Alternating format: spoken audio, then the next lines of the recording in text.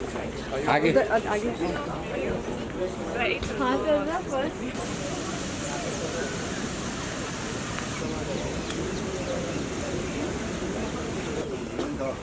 这小孩来玩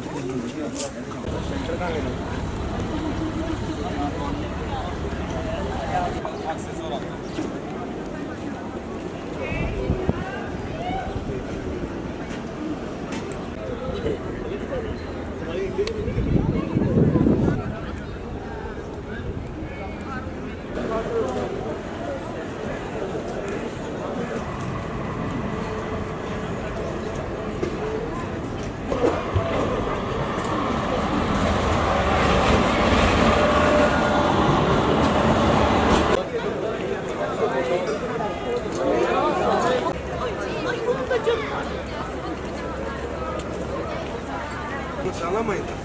Mesela annenin yanında sigara içiyor. Normal mi?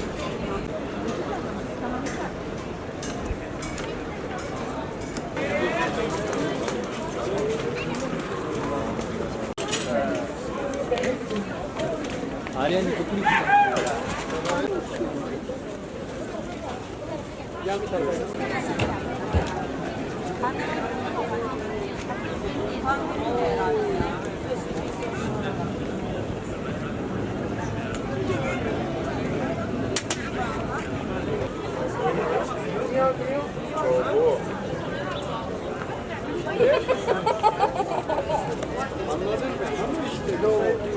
Bir tane köşesini alabilirsiniz.